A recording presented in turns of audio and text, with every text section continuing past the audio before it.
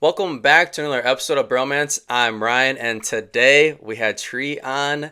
We had Tree on for kind of a general interview. We talked a lot about her college career back in the day. We talked about a lot of USA Dodgeball and her role on the committee. And then we finished with questions from the people. That is it. Hope you guys enjoy.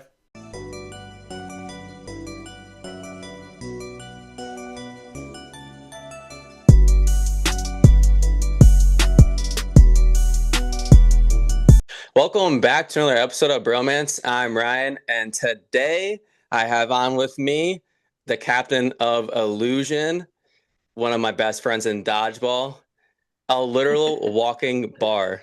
Tree, Tree, how we doing? That's a great intro. I'm doing pretty good. How are you, Ryan? I'm doing pretty good. It's been a long day, but it's Friday. We got some football on. We're drinking some twisted tea right now, so let's go. Heck yeah. Heck yeah. Also, just trying to Um, censor myself. no, you're okay. You're okay. You know what? It wouldn't be the first time I've had to cut something out. Sounds about right. So we'll be good. We'll be good. Do you have any weekend plans? Yeah, so I have to work tomorrow for a few hours, but then after that we have Christmas, which is we've coined it it's Precision Christmas Oh, before, okay. before we changed the name to Prelusion last year, but it's just all of us are getting together for Christmas from like the Baltimore area and just having a fun time. Hell yeah, that sounds like some fun. Yeah, I'm excited. Do you, by any chance, watch sports? I know you went to the Orioles game last year with our belt, but Oh, I did. do you watch sports? I don't watch sports like Okay. I mean if like we're at a restaurant and the game's on and I'm not doing anything, I'm not talking to anybody, I'll just like, all right, I'm gonna watch what's on. But like I don't actively seek out watching sports unless it's like the Ohio State Michigan game or any like important Ohio State game. Or in football. You will never catch me watching basketball unless I'm bored. And then it's like the Olympics and I'll like watch gymnastics and like stuff like that. Okay. Okay. And then Yeah. sometimes you just go to the Baltimore Orioles game with the semi-pro belt. Yes, yes, I will. I mean, listen, I had to take it, and it was a whole endeavor to get that thing through the front gates. But because they literally were like, well, it's not plastic, because that thing is it's technically a deadly weapon if you swing it hard enough. Hmm. They're like, we'll let you. Like the girl was like, look, if my manager says no, like I'll take you to the thing, and like you can take pictures with in front of the sign and everything. But then obviously you have to take it back to your car. So my friend gave me her car key so I could walk the 3 blocks back to where we parked, but they were like, this is so cool. And I like, obviously I'm standing there for 5+ minutes in 90-degree heat, waiting for them to be like, you can bring this into the park. And they're like, what's this for? And explain the whole thing about dodgeball. And they're like, that's the coolest thing I've ever heard. And they're like, we really want you to take it in there. And then I got it in, and we got up to our nosebleed seats that he's paid $25 for. And we got a voucher to get hot dogs for free, which was worth For the every belt? penny. Yeah, no, not for Let's the belt, go. but for Oh, the tickets. oh, oh. But the belt got on the Jumbotron. Hell yeah. That was the coolest thing ever. Like there's a video of me that's very blurry that Rennie took where like you can see me jumping up and down on the screen, and then she pans to me just like going like, yeah. So that was awesome. I think I still have that. I might add it to the episode like right now.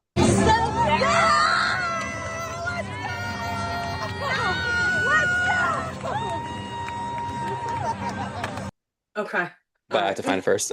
But if you need it, I'll send it. I have it. Okay, okay. But yeah, no, that was funny as fuck. Yeah, last year semi-pro was really exciting. We won a bunch of semi-pros. We won so many semi-pros that it was a goal of ours to have it in as many states as possible, which was cool. Yep. So that took the Long Island Railroad back to Penn Station. Then it took the Peter Pan bus from Penn Station to Baltimore's Penn Station. And then it, hung out in Baltimore for a, you know, a month. Yeah, Made it. Baltimore, Connecticut, Long Island, New York, Massachusetts, it's a Oh bunch of yeah, different that's right. states. Yeah, Yeah. hell What a yeah, bunch, what a bunch of winners. hell yeah. At the Secret Santa tournament, the old belt, not the newer belt. The old belt was there, so I was looking at the back of the belt and had all of our old pictures. It's cool to Oh. see. I wish they would have actually completed putting all of the pictures on there because they missed so many of them. Yeah, honestly, I think there was only three of us on there or four, but they were definitely missing a few. Yeah, but what a good time. What a good time.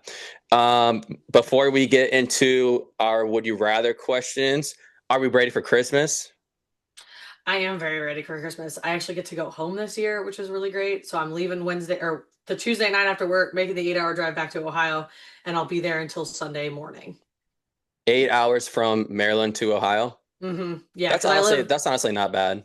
It's really not that bad, and everybody's like, well, for people who aren't used to making like long drives, like 8 hours seems like a lot, but like once you get through the Pennsylvania mountains, like you get half of the drive is literally getting from Baltimore to the Ohio state line, and then once you get to the Ohio state line, it's just like, especially because you're not really in the mountains anymore, and it's just like you can go 90 without even thinking about it, and you're just like chilling on a 3 lane highway. Easily. I remember, I mean, you guys used to come out all the time when you lived in Ohio to the New Jersey tournaments. Yep. And then I made a trip out to Ohio one time, and it was like everything around Pittsburgh was just nothing but hills. Yep. Yep. That's the Appalachian Mountains. Pennsylvania sucks. Yeah, long state to get through. Yeah. But shout out to you guys because that was crazy. I did it one time and I'm like, all right, cool to have like that one experience, but I could not do it every month for like what, almost a year straight. Yeah. Especially after when COVID happened, it was like I was already making that drive like out to the East Coast in 2019 for the elite rounds. The only round that we didn't fly to, or the only round we didn't drive to, was the Boston round because the Boston was like over a 10-hour drive. So we flew to that one, but drove to all the other ones. And then COVID happened, and then dodgeball started back up, and I was like, I ain't doing nothing. I was like, I'm a bartender. I can take these shifts off. It's one weekend, and I was just making those 8 hour drives by myself. Like, and then when USAD started back up, then that's when I kidnapped Rennie and brought her into it, and then started driving out here with her. And then sometimes, like, I'd pick up Sam Hutter and Lisa Fox, and then that's when I dragged Sally onto the Illusion. So then we all started making those drives together, which was really great. But then we stopped driving when it became like Boston every round, and all the way in Atlanta, like we were like, we're not making those drives anymore. And then I moved out here, so then I was like, peace, guys. Yeah, no, I don't blame you. You guys, I mean, back in the day for like Abdul tournaments, it would be like you, Ralph Robinson, Matt, Kyle, Yeah. Zach Berry, Yeah, Kyle Zach Berry. Fitzpatrick. Mm-hmm. Wow. Some of those guys, I was like, I see Fitzy all the time when I go back for NCDA stuff, and like, but it's wow, we haven't seen Zach and Ralph and CJ. Remember CJ? Oh yeah, bro, I remember CJ. Yeah, I was like, CJ. I haven't seen those boys in forever. Yeah, it's been a minute. I can't remember the last time I've seen them myself. Yeah, I have them all on social media, but other than that, I was like, I haven't seen them in person since probably 2019. I think so too. Same here. Like they're not playing dodgeball, and as beautiful as Ohio is, like I can't see myself traveling there for a vacation. So Listen, we're just gonna plan a giant dodgeball trip to Cedar Point, and it'll be the best time ever. Like, I mean, there's what is Cedars Point? Cedar Point. Hmm. It's the best amusement park in the world.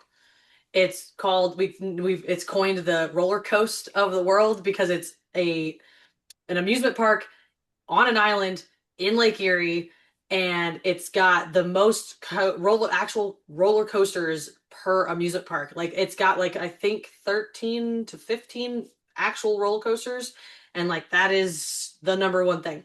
So everybody knows Six Flags because of King Ka, the one that goes like straight up and straight down. Well, Hmm. that was Cedar Point. They did that first. And Oh, okay, okay. it was called Top Thrill Dragster. And I was actually there as a kid opening weekend at Cedar Point when, like, that's when we also lost my little brother at the park, but it was a whole thing. But, like, that was what really started my love of, like, amusement parks and, like, doing all that stuff. And it's only 2 hours from Cleveland or less. Actually, technically, it's less than that. It's like an hour and a half. Okay, that's not bad if you like amusement parks. Yeah. I am gonna sound like a very old man here right now. I already know where this is going. I'm not a fan of amusement parks at all. Like if it's warm out, which I live in Connecticut, so like during the summer, yeah, it's warm out, but most of Hmm. the time it's not. Um, I like the water parks, but Yeah. roller coasters. So when I was in sixth grade, I went on a field trip at Lake Compounds, and they have this super old roller coaster. It's called Wildcat. It's Hmm. like the oldest, I think it's the oldest wooden roller coaster in America. And that ride fucked my back up in sixth grade. And I have had a terrible back since, like terrible. So I do not like amusement parks. Um, That's so unfortunate. However, Cedar Point also has its own water park. So if you don't like roller coasters and you're lame like Ryan, you can always go to the water park. So hashtag ad. yes, I like, especially because Rennie knows too, because like her family has houses and stuff nearby. But it like we used to have growing up, we used to have season passes, and we would go like 3 or 4 times a summer because like it is that good. Plus, they have oh my God, Kings Island out by Dayton, so that's not as cool because it's not. Even though it's called Kings Island, it's not an island, but it's over in southern Ohio. So like it's smaller, but it's okay. Hmm. That's cool. I do like amusement parks or like haunted trails for like Halloween time. Like I think Mm, that's cool. okay. So I wouldn't mind doing that or like a water park. But the All other right. stuff for me, it's like, all right, I'm gonna sit in a line for like 2 to like 3, 4 hours sometimes. And the ride's gonna be like what, 30 seconds to like a minute and a half. Like that is not worth it to me. And I'm not gonna pay like an extra, I don't know how much for like the wild pass. Like that's still not worth it to me. Totally understandable because it does get expensive, especially when you end because like Cedar Point calls it the fast passes, and like it does add up. But luckily, a lot of the roller coasters are like a minute and a half to like 3 minutes long. So you know, listen, I'll tell you that like there's two still operating like fully wooden coasters at Cedar Point. Just stay away from those. Those do hurt your body. The largest roller coaster that was wooden used to be called Mean Streak. They closed it down. They remodeled it, and now it's called Steel Vengeance, and it's a hybrid wooden and steel coaster. And it's insane because they took this coaster that was already like a 2.5 to 3 minute long ride, continued to make it that long, but also put freaking flips in it. Now you actually go upside down, and it's insane. And you literally stand in line and you watch the entire thing sway every time the cars go by. And I was like, it's really fun though. It hurts so much less than it used to. That sounds great. Listen, it's actually pretty fun. All right, and that is amusement park talk. All right, Welcome to our TED Talk. let's move on to the next segment. So when I have multiple people on, what I like to do is a draft, and I am a huge procrastinator. I am sorry, I need to put the previous two drafts up, still haven't done it yet. But when I have one person on, I think what I want to do is would you rather questions, but not from me, from Meredith, because she is her brain is very interesting and she comes up with some very good questions. Oh boy. All right. So we got two here. The first one, would you rather make what you desire or whatever you want with the worst job to exist and have as much money as you wanted, like billions of dollars, but you couldn't do anything for yourself? Down to, or, oh my God, that's bad. That was so many words. Yeah. Hold on. I'm gonna open up the notes so I Nope. can I also had to read put a that. comma somewhere. I had to put a comma somewhere. Nope. Hold on. All right. Okay. We're good. Reset. Would you rather make what you desire or whatever you want with the worst job to exist and have as much money as you wanted, like billions of dollars, but you couldn't do anything for yourself down to wiping your own ass? Oh, okay. Okay. I'm reading this because I'm like, that was so many words. Make what you desire or whatever you want with the worst job to This exist. is more of like a, yeah, definitely a, question you need to read. Um,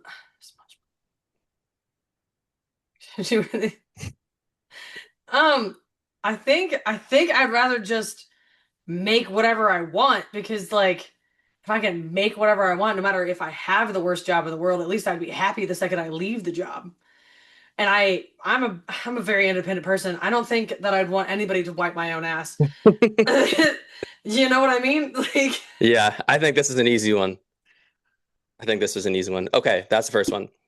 Next one, I will get this one on the first try, I promise. Would you rather only eat sweetest meat? Nope, I'm not. It's been a long day. We're drinking here. All right, all right, all right. Lock in, lock in. All right. Would you rather only eat Swedish meatballs for the rest of your life or only be able to taste metal when you eat anything for the rest of your life? God, this is one of the worst questions to ask somebody who's literally obsessed with food. Um, This is an easy one. yeah, I think I'd rather just eat Swedish meatballs for the rest of my life because at least I could taste it. Yeah, you're just not tasting metal every time. Yeah, God, that's so depressing. As much as I love Swedish meatballs, but like, I like food. Like, I've had a lot of food the last 2 days because we had a potluck at work yesterday, and then I was just in a mood to cook, so I made a bunch of other food that I ate queso dip for dinner today. Hell yeah, I'm like the most boring eater possible. Like I'm not like, oh, I need chicken nugget, dinosaurs and I don't know, mac and cheese. Like I'm not like basic like that, but I'm just like, hey, like I'm cool with like rice, broccoli, and chicken like every day if I had to. Rip. So the next time you come down this way, you need to stay with me. I'll make breakfast and dinner. I cook lots of food. Ask anybody who stayed with me. It's a lot. Like the last time that we had a tournament when everybody skipped semi-pro for the DMV tournament in September, Hmm. I made two different types of like breakfast things and I made like eggs and like I had fresh fruit and all of that. I have other things for dinner too, so No, that sounds good. I'm yeah, very big on like fruit and vegetables. me too. Well, at least I try. I listen, sometimes I just don't eat a lot of vegetables. We're trying to get Caden into eating fruits and vegetables, and we went to Buffalo Wild Wings last night, and we got wings obviously, and they give you like the carrots and the celery. So Mhm. I gave Caden the celery, and he has four teeth total right now. So it's hilarious. You can literally hear him nibbling on it, but it's cute. Like a little chipmunk. Yeah. Love that. All right. That is it for Would You Rather. Let's move on to dodgeball questions. So we'll do questions from me, questions from the people, and then we'll close out the show. Are you ready? I'm ready. Okay. How did you get into dodgeball? I got into dodgeball in college. I played for Bowling Green State University at for the NCDA. I was trying to guess which college that you played in, and I was gonna guess like Miami of Ohio or like Ohio State, but I wasn't gonna guess Bowling Green. So I'm old enough to exist before Miami of Ohio had a team. So I started in 2014, and I don't think Miami had a team until I think it was my senior year where they officially established their team, and that was like 2017, 2018. Okay. Yeah. Huh. So yeah. I was like, I'm old. I've been around the block. I feel the same way, honestly. Just looking back at old videos or like people talking about people, like, do you remember this person? Do you remember this person? I'm like, yeah, bro, definitely. Yeah.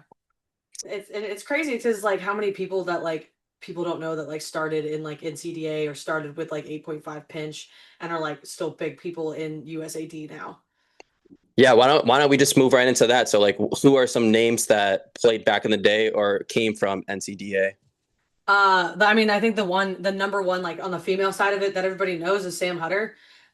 She actually started playing at Kent State, and then she started the program at Akron when she went for her grad degree or master's and stuff like that. And I met her my freshman year, and she was probably one of my biggest role models because like she was just like a freaking force to be reckoned with.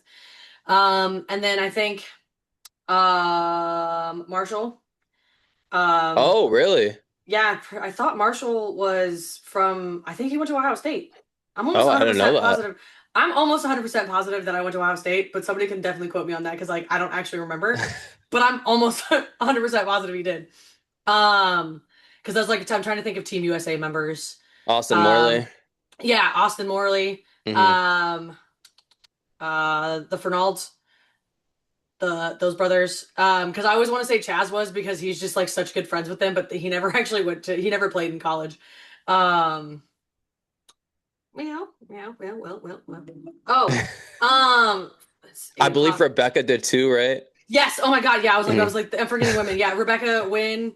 Um, the new it like the Allie Pole. She was at the in the North American Championships, Okay, yep. and Same thing with Anna Oh, Molenbeek. Anna Molenbeek played for Miami, I think. I think she went to Miami. wow. Yeah. There's a lot of people, and then like everybody knows like Felix Peroni, like because he was like he's basically like the godfather of dodgeball. Like he was one of the OGs who started the program at Ohio State back in like 2006 or 8 or something like that. Wow, really? Yeah. Yeah. So everybody knows Felix and like um Felix from Gamecocks. yeah, Felix Gamecocks, Colby Bryceland, Kevin Bailey, Hunter Ford, Wes Peters, like all of them. And like the greatest thing is like they were also around when I played. So like I got to play against them. And I like for Wes, like for Wes Peters, for example, he played for MSU and CSU. And the entire time in the 4 years that I was at dodgeball, he played for two different teams because he went from undergrad to grad school and played for two different college teams.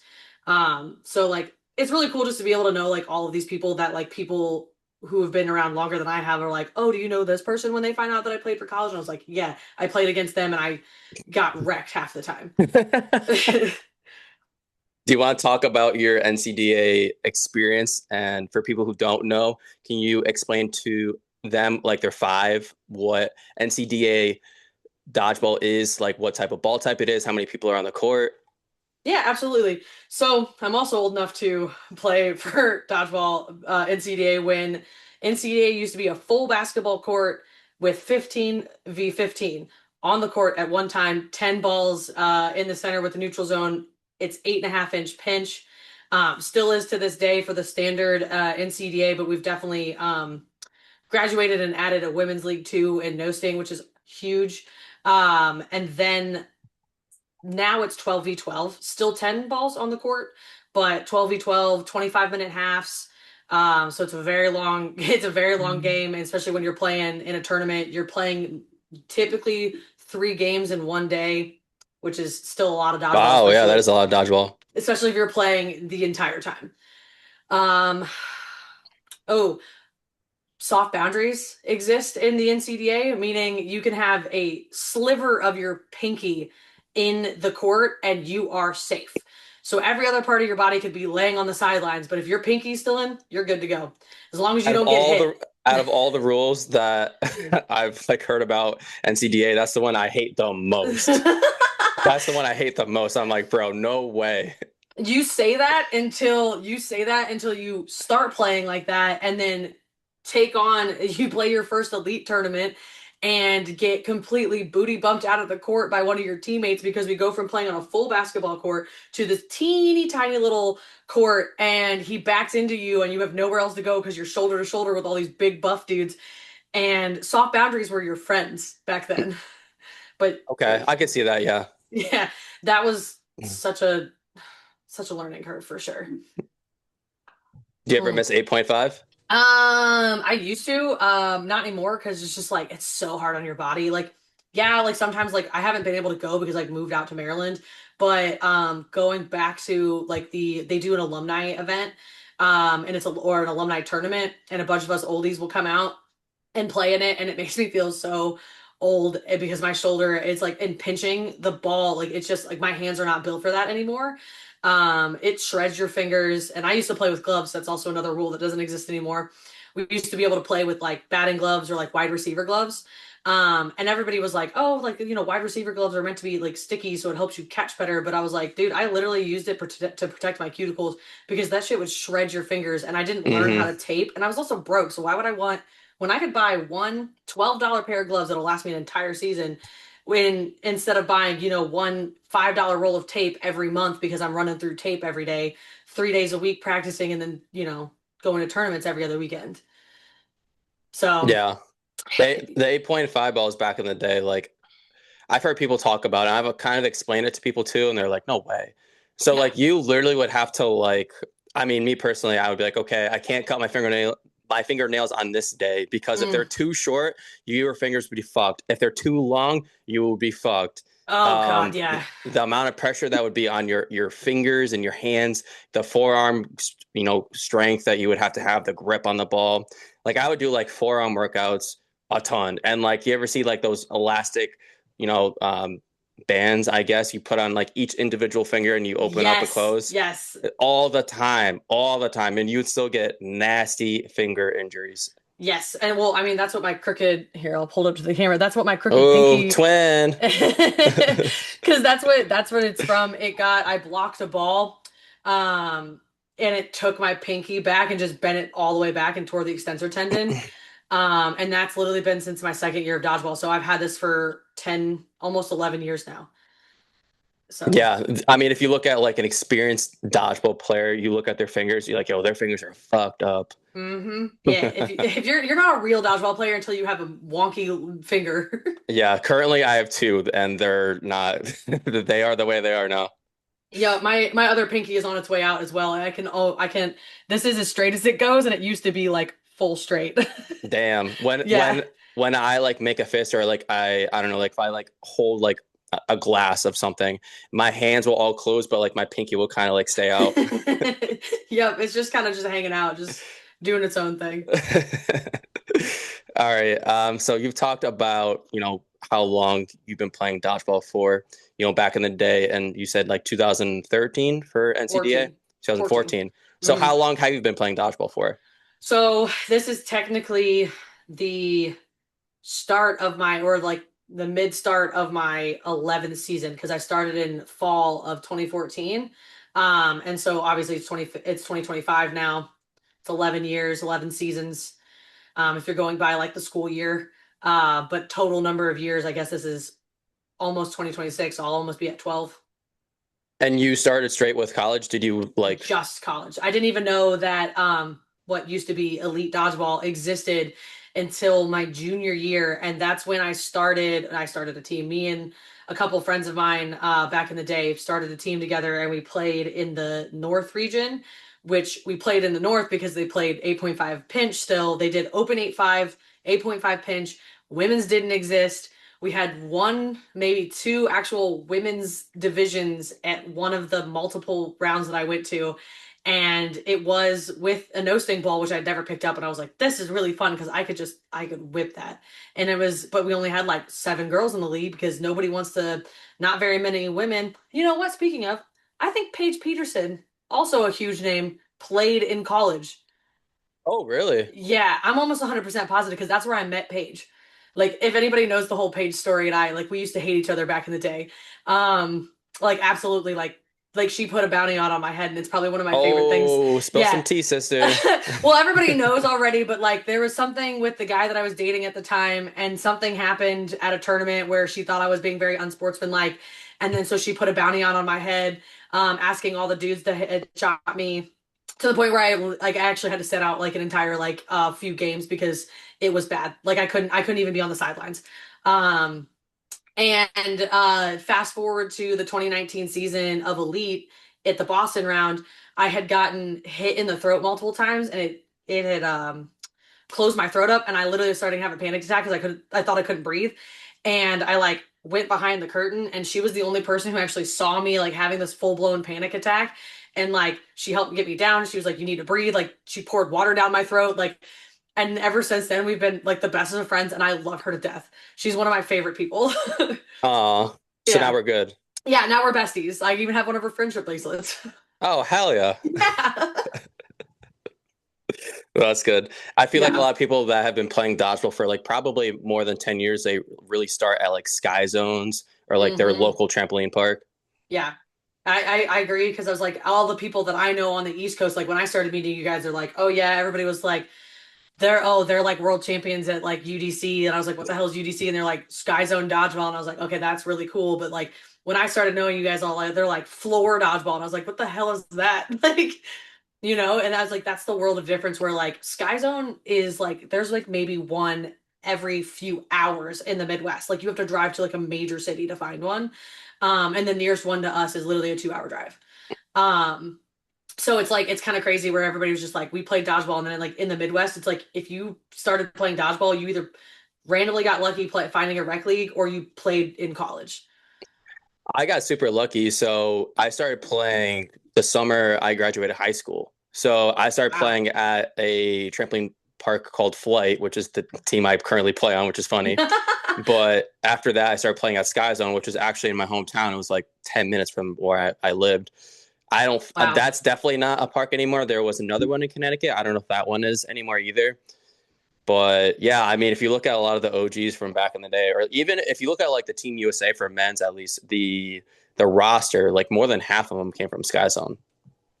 That's actually crazy. I also just totally tismed out and I realized that my little Zoom name is Rennie's name because I'm on her computer.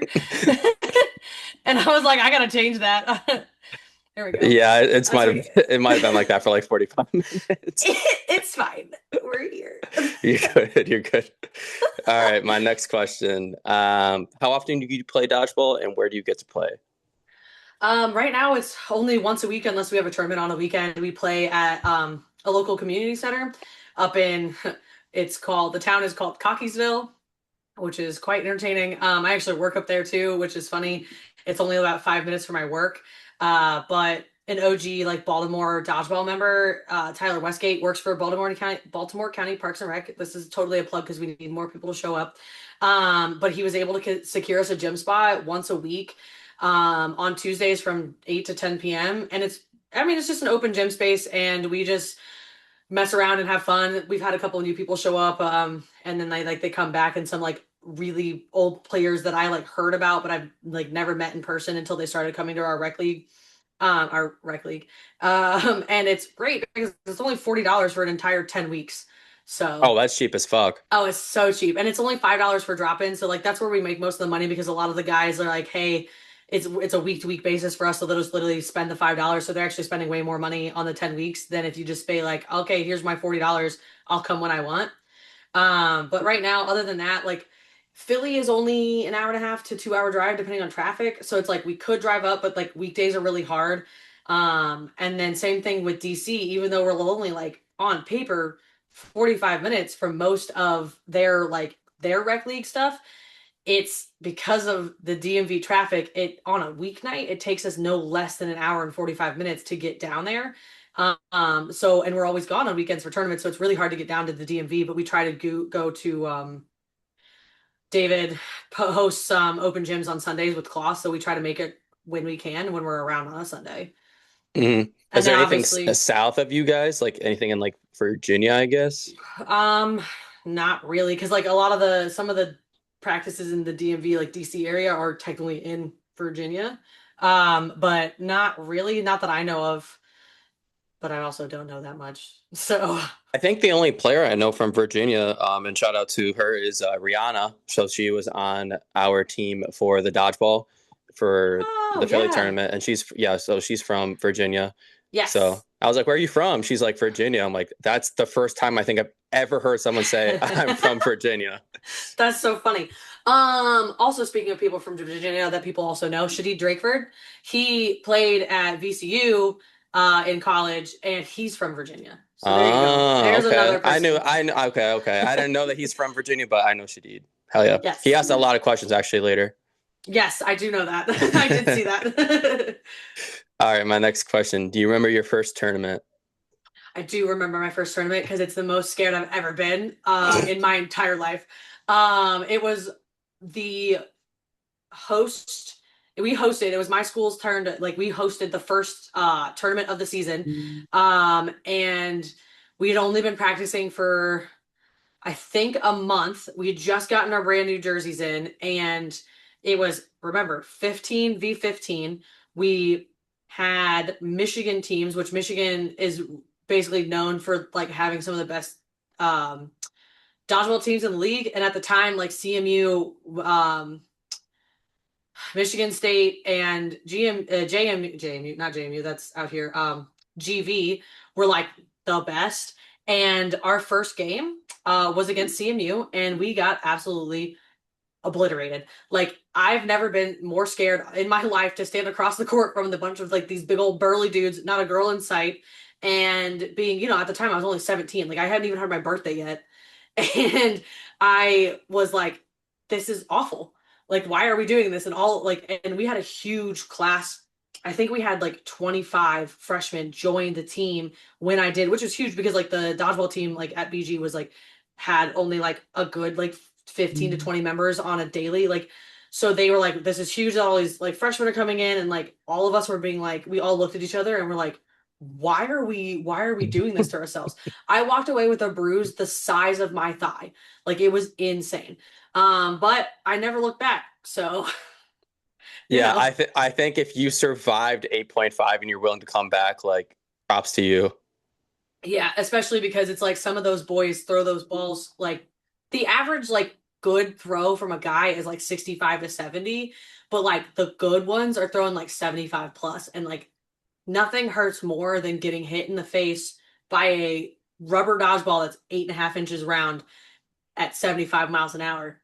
Like I don't care who you are, like And that it's shit not fully hurts. inflated and they're pinching the fuck out of it and the ball is never coming in straight and it's Nope. fucking dropping 4 feet. And Yep. yeah, Sam And it Hutter actually flattens. for the Cleveland tournament, I went up there the one time and Sam Hutter hit me in the face so hard she drew blood from my mouth. Yeah. I Yikes. still have the video. It was a nasty throw, and it wasn't even a front line throw. It was like a midline throw. And just, you see me set up for the catch, you see the ball drop, hits me right in the mouth. And I'm like, oh, and I like grab my face and I like just turn around and like run towards the wall. Damn, that's Yeah. crazy. And I love that because that's exactly how it is. Like that's the best description possible. And especially because it's like you said, they drop at the last second. And I've seen some crazy things happen from a pinched ball because you can just put so much curve on it and put like you can really manipulate the ball better than any other, smaller ball type. Like I don't care how good you are at foam, like you're not manipulating the ball the way you do an 8.5 pitch. No. Also, another name that's played both college and currently still playing is Chris DeJesus. So Oh yeah. at I the forgot. Cleveland tournament, we are playing Chris DeJesus and a bunch of other players, like a bunch of other like the Ohio Legacy guys, the Gamecock guys, a bunch of Hmm. players. And I wasn't playing corner in this tournament. For like a lot of people don't realize this. When I first started playing, like when our team got better, I moved out of the corner because I'm like, I want to win. So if there's better players than me, like my role has gone from like throwing a lot and getting a lot of outs to like, hey, like shagging balls wherever I can on the court, calling sweeper, whatever you want to call it, Yeah. playing inside corner, feeding, whatever the case may be. So I remember at this tournament, I was playing more out of the middle. And I remember it was a 3v3, and I think it was Jeff Giovinco on one side, and I forget who was on the other. And I'm in the middle, and it's 8.5 pinch, and I am dodging for my life, for my life, and I was terrified. And I think I lasted like a minute and a half or 2 minutes, a bunch of team throws, probably honestly, probably like 12 to 15 throws. And again, dodging for my life, I was terrified. And afterwards, like I finally got hit. They're like, good job, Brian, good job. And I'm like, bro, I was like, I'm not squaring up for a ball. Like I'm not even positioning my body for the catch. Like I'm laying down fully on the ground, I'm getting as small as possible, like turning my face. Like, bro, I don't want to catch a ball to the face. That Yeah. shit would hurt. Hurts. It sucks. It's the worst. I literally have like a folder of like bruises and things that I've gotten from pinch. And it's just like it's one of my favorite things because it's like I bruise so easy. So it's really crazy to see something that's literally like this big around and that's there for 3 weeks because it was that bad of a hit. And it's like half of them I'm like, oh, this picture that came from this person. This picture that was from that person. I've personally been victimized by Sam. I can't tell you how many times. So The one funny thing though is like I feel like for a lot of them, like they throw the ball hard, but it's not very straight. So like I've mhm. only played one 8.5 pinch tournament ever. But even just playing that one tournament, I could recognize some players. I'm like, hey, I'm just gonna stand there like perfectly straight, and they're not even gonna be remotely close to hitting me because Yeah. all they care about is throwing this ball as hard as they possibly can. That's true. Yeah. Especially because it's like when you sacrifice speed for accuracy, that's where you're like, yeah, obviously, like you get a read on a ball, like, or read on their way that they throw. It's the same thing with like any of the ball types now, but like it's much easier to read because it's also twice the size, Yeah, you that's know? fair. That's like one of my biggest pet peeves. It's like when people throw like as hard as they possibly can, or they're throwing like sick curveballs, but they don't hit shit. Yeah. And I'm just like, hey, like let's take some off of it. Let's like, work on people that are in front of us, not to the side, because like yeah, that ball broke and it looked super sick, but like Hmm. the ball dropped and it's 4 feet in front of their feet. Like we're not getting outs here. That's a waste of a throw. Yeah. Yeah. Totally understandable. But sometimes they literally do that in purpose because they like a rule that's not very enforced in USAD, but like is obviously like very prominent in like WDBF and like Worlds and stuff. And it's the term that they use in NCDA. It's called the LAZ, which is the legitimate attempt zone. It's Oh, okay. and it's a lot smaller in the NCDA than it is in USAD. And it's like I think it's like a 3 foot radius, max of 6 feet, which I know is what USAD is. But you like they're like you need to get that within 3 feet of the person to call to to reset the shot clock. And so that's where it's like sometimes they're intentionally, just getting the ball so they can reset the play or whatever. But it's yeah, it's a whole different ball game when you're playing to those set of rules and they're like being actively enforced. What was the name of that term again? LAZ, the legitimate attempt zone. I like that. I like Yeah. that better than invalid. Yeah, because it's literally just an invalid throw, but like with the invalid throw, it's like I think it's like 6 feet. And I think that's way too big. If you want to make it a valid throw, it's gotta be like, it catchable. Like Yeah. within 3 feet. The invalids for me, even just refing, some of them are kind of tough because like for some people, you know that they kind of really are trying, and you're like, okay, that probably should be invalid, but I think that maybe they were trying to aim somewhere else and like the ball, maybe just rolled off their finger funny or something like that. But Yeah. for others, it's like, bro, that's invalid. Come on, like what are we doing here? Right. Especially it's like if you like, sailed over somebody's head by like 10 feet or it's like way out of bounds, like obviously. But it's like when you accidentally spike it in the ground, it's like 9 times out of 10, somebody's not intentionally trying to spike it 5 feet in front of them. Yeah, You know, that's fair. yeah. All right, next question. Have you had a welcome to dodgeball moment? Welcome. Wait, like, what do you mean by that? Okay, so this could be like a good thing. Like, I don't know, we won that tournament and that was sick. And that was like, okay, like, I want to keep on playing dodgeball. Or like, welcome to dodgeball moment for me was like, I got hit in the face by Billy Schmidt and Mikey McGee on a double throw kill right in 8.5. Rip. Yeah, I would say it was my first day of dodgeball then. It was so they have like, campus fests and like they like all the clubs and everything like set up little booths and you go through and you like sign up for shit that you're interested in. Well, that day I walked by the booth and nobody, unless you're a OG Bowling Green member, will know the name, but Treg Waldron was a huge Michigan fan, and I was wearing an Ohio State shirt, and he said Michigan, or he's like Ohio State sucks, and I turned around so fast, and I said excuse me, which caused me to end up being like, looking down at their table, and then end up talking to the people who were at the table, and they were like, oh, sign up, whatever. We have our first like welcome practice tonight at 8 p.m. You should stop out. It's open to freshmen, but you don't have to come. The actual freshman practices start next week. We'll email you about it, blah, blah, blah. And my cousin was supposed to come with me, but she bailed. And I was like, fuck it. You know what? I'm trying to be more independent and not scared. Let's go. So I went, and within 5 minutes of getting on the dodgeball court, they were like, oh, welcome freshmen. And they like put us on the court. They're like, catch the ball. Don't get hit. And that was about it. Like that was like basically the only rules is like throw the ball, catch the ball, don't get hit. And I was like, okay, cool. And they're like, just keep one point of contact in. And I was like, I don't think I'm gonna move. And 5-10 minutes into playing, one of which who I found out ended up being the team captain, and the president, Tyrell Smith, or Ty, or BBS as everybody else knows him. Which stands for Big Black Sexy. And, and I didn't start the term; everybody else did. He whipped a ball at one of my best friends from dodgeball. His name is Tyler Broyles. I brought him to a couple USAD tournaments, so some people will recognize him. But he was kind of like standing, like I was dead center in the middle of the court. He was like halfway between the throw line on an angle. Tyrell whipped the ball at him, but Tyrell's known for his like sick curve, and Tyler dodged. And I'm just standing there looking at what's happening in front of me, and I didn't see this ball coming in. Oh, And then next thing I know, the inside, and I still have like a little tiny broken blood vessel on the inside of my knee. But I'm standing there, feet shoulder width apart, just like trying to get into it, and I just got absolutely obliterated. And first ever hit, like it hurt. Like I literally just stood there, and I was like, I looked at my leg, and I said, fuck.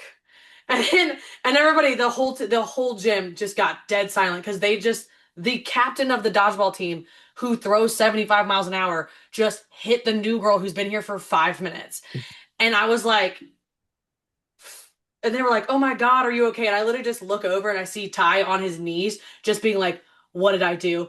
And I was like, so I'm gonna go over there now. And they're like, "Oh my God, are you okay?" And I like walked it off, and I was like, I just kept looking at my leg, and it just kept getting redder and darker, and you could see the grid lines of the pinch ball, like you could see it all ingrained in my leg. I walked away, and I came back the next week, and I walked in the gym, and they're like, "Oh my God, you're alive?" And they're like, "You came back?" And I said, "Yeah." And they're like, "Why?" And I was like, "Well, I kind of have fun, and you guys seem like pretty cool people." And they were like, "What the?" And I was like, "Guys, but look at my leg." And I showed them, and my leg was literally black as these headphones. It was black. It was disgusting. And it was obviously like my number one moment, but like that was like a, hello, you're playing dodgeball now. Yeah, damn. I mean, there was like a fork in the road right there where you could have been like, all right, well, I'm good. I'm done playing. Oh Or yeah, you're like, I'm coming back. Fuck yeah. yeah, they all expect me to never see me again because like we got that day, like before we all left, they're like, "Oh, join our Facebook group page. We'll message you guys." And like BG was also known for being a party school and a party team, and they were like, "Oh, we're having a party this weekend. You should stop by." And I was like, "I'm 17. I'm not going to a college party at 17 years old." So I was like, "I'll see you guys next week." And they're like, they all expected me to literally never see me again. And then I was like, "Oh, fuck, I had fun. Let's try this again." Mm-hmm. But yeah, Damn. yeah, Damn. yeah. Well, I'm glad you still keep or that you are still playing. Me too. Me too. I can't stop. That's the problem. I feel that. All right, next question. What advice would you give to yourself when you first started playing dodgeball? What advice would I give like me now to my first self? Yes. Oh God. Mm, I would say, well, because hmm, that's so hard. Um, I would say just not that I don't branch out, but just like branch out more, like sooner. And like I wish I would have learned sooner about Elite and being able to like do that because I never got to go to one of the fun Elite Nationals because like the last Elite Nationals was Austin, and like not that I didn't have a lot of fun, I had a lot of fun, but that was also the only one that I got to go to. Um, because they also scheduled it for opening weekend every college year, so that's why I couldn't go. Oh. Yeah. But I was like, I just wish I would have been able to like play more like elite in other regions before the 2019 season. Hmm. And just and maybe playing like UDC. I think that would have been really fun. Yeah, yeah, for sure. I think you would have enjoyed it. All right, my next question. Favorite ball type, least favorite ball type, and why? Few past self or now self? Now self. Now self, it's definitely no sting and cloth is tied because like obviously I love no sting because it's such a great ball when you're going from an 8.5 pinch and going into the smaller ball types. It's like throwing an 8.5 pinch. The only difference between me throwing that and a no sting ball is the fact that I'm not pinching it anymore. Hmm. I use the same throwing mechanics and the same like skill sets to like put a curve on it and put a drop on it when I need to and things like that. So I love no sting. I just think it's a really fun game, but I'm also like I love cloth now. I haven't played a lot of cloth up until like the probably the 2024 season of USAD because it just wasn't as prevalent up until then. But so they're kind of tied. And then it's cloth or foam. Damn. Well, I knew you were gonna say cloth for your favorite, and I knew you were gonna say foam for your least favorite. I mean, because like technically now I guess you could say 8.5 pinch is my least favorite, but only because like I just can't play it anymore because I'm just like I just don't have like if I wanted to play it truly again, like I would have to work back up into it and like consistently like grip it and practice like 2 or 3 days a week like I used to. Hmm. But it's definitely foam. Whatever. Foam is just dodgeball. Like it's not exciting. I used to not be a fan of it. Now I really enjoy it. I feel like when I first started playing, I would like spike the ball, or I would sail the ball a lot. Hmm. And it is a different throwing mechanic from like foam to no sting. Yeah. So I got that down. Speaking of no sting, I really hope that they I don't know, deflate the balls maybe a little bit for USA Dodgeball this upcoming season for no sting, because Bro, some of those balls in Boston and at Nationals felt like 8.5 balls. Yeah, some of those ones were just like not good. And like as I like the new texture of the Baden, however you say it, I don't actually know.